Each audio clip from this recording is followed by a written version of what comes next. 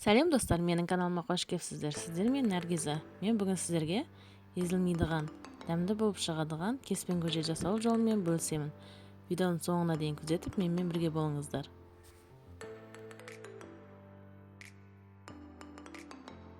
Алдымен етімізді жақсылап ұсақтап турап аламыз.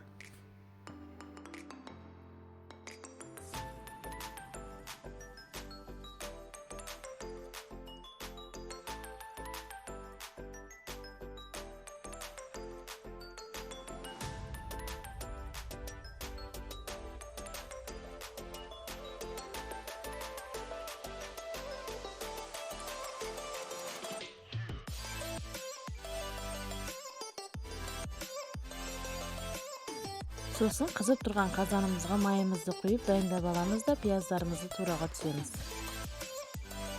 Қанша граммдан істеткендерімді, нелер істеткендігімді описанияға жазып кетем, сол жерден көріп алып, скриншот жасап алсаңыздар болады. Ал енді сабызымызды ұсақтап 4 бөлшек етіп турап аламыз. Сосын артынша картошкамызды да тураймыз.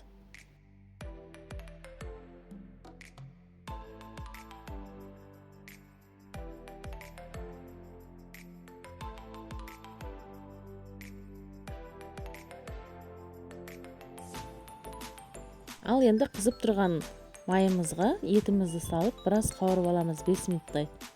Сосын 5 минуттан соң пияздарын саламыз.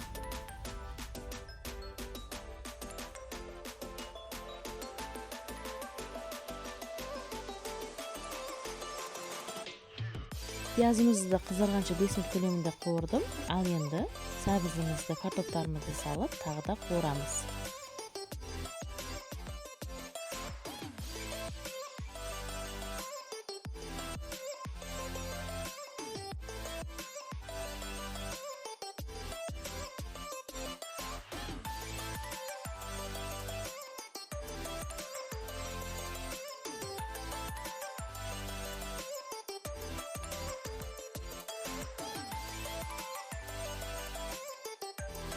Қуырылған картоптарымыздың үстінен томатымызды салып, тағы 1-2 айландырып, үстінен суымызды құямыз.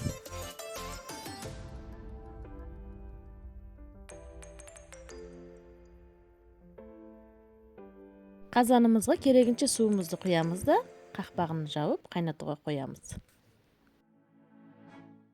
Ал енді кеспен көженің ең главный жері осы қамырында болады. Қамырына келедіған болсақ, бір жұмыртқаны шағып, үстіне тұзымызды салып, азырақ суымызды құямыз үстіне. Су көп құймаймыз.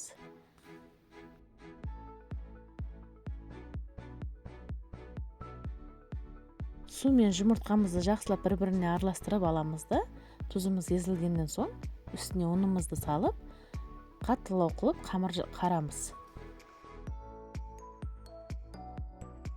Илеп болған қамырымызды зуалай етіп, тындырға қоямыз. Сосын қазанымызға 1 тіс чесногымызды турап майдалап салып жібердім. Тұзымызды, қара бұршымызды саламыз да, қазанымыздың астына жай отқа қойып, мөлтілдетіп қайнатамыз.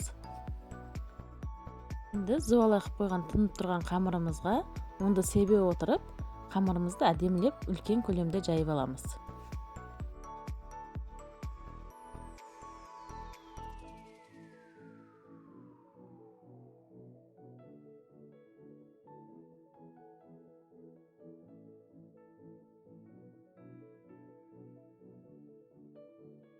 Жайып болған қамырымызға ұнымызды жақсылап себіп, жақсылап бар жағына тегіземіз де, оқтау көмегімен орап, бір шетінен кесеміз.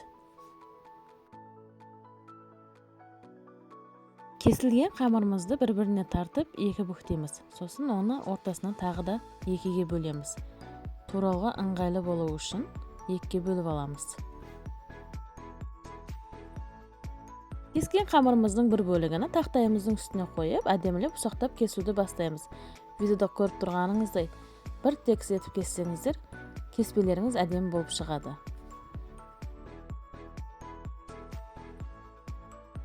Кеспеміз дайын. Енді сорпамыздың астын жоғары отқа қойып, қатты қайнатып жіберіп, қамырымызды салып, 8 минут көлемінде пісіріп аламыз.